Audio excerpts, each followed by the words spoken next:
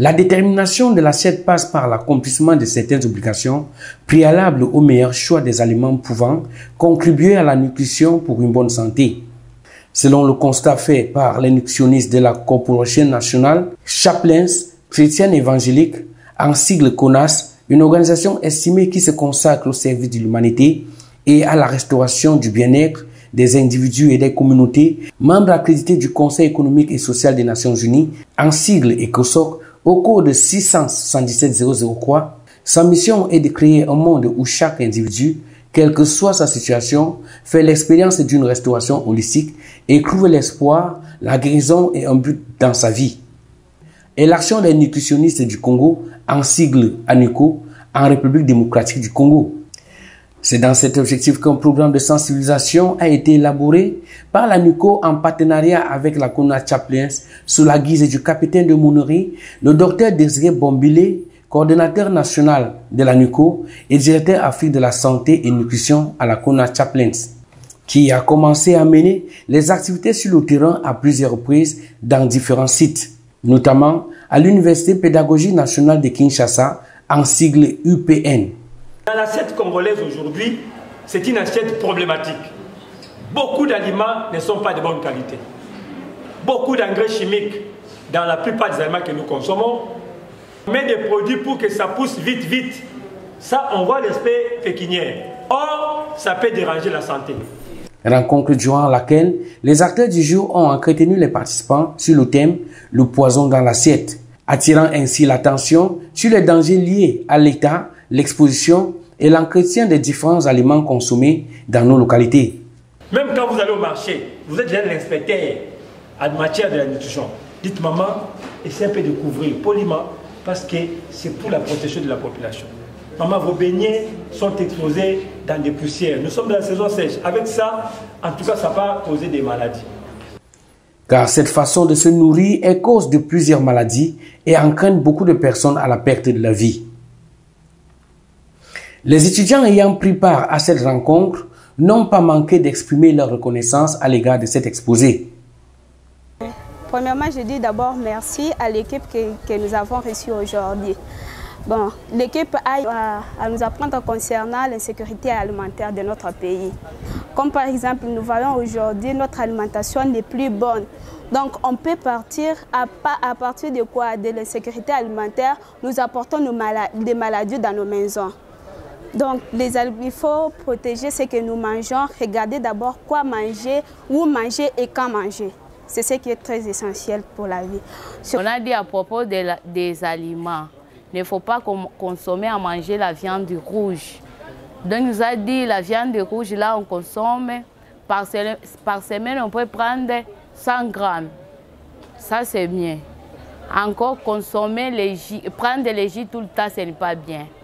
Les jus, ça nous donne beaucoup de maladies, ça provoque des diabètes.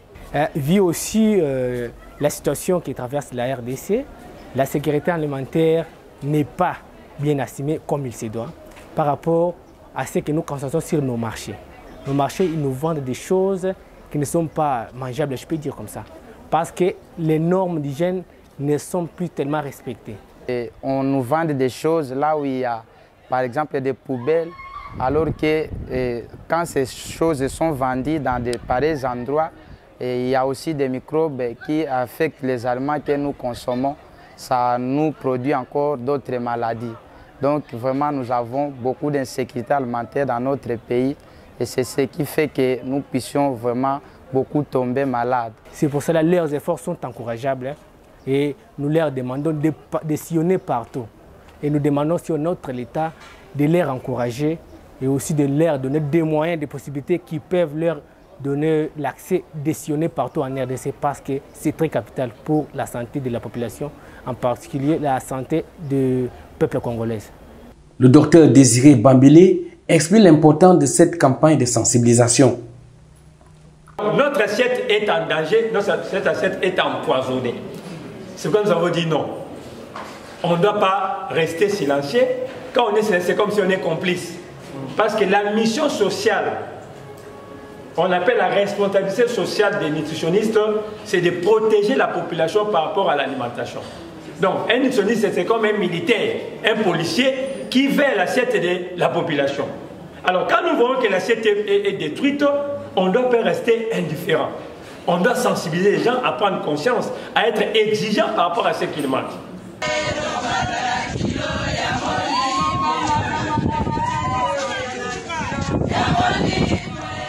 À quelques kilomètres de Kinshasa, les habitants de Banza, Ngougou, marquent leur hospitalité à l'équipe des nutritionnistes par leur accueil.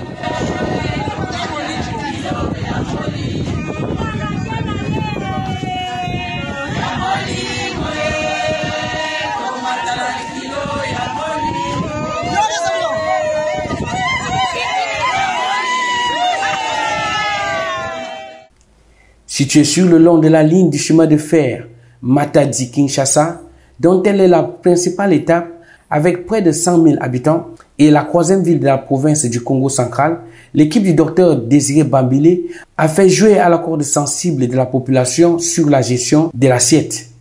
Car près d'un quart de la population de la République démocratique du Congo reste confrontée à une insécurité alimentaire. L'ampleur de la température glaciale dans cette localité a poussé 850 participants de cette rencontre de redorer le blason par les couleurs de l'ambiance qui régnait dans les lieux.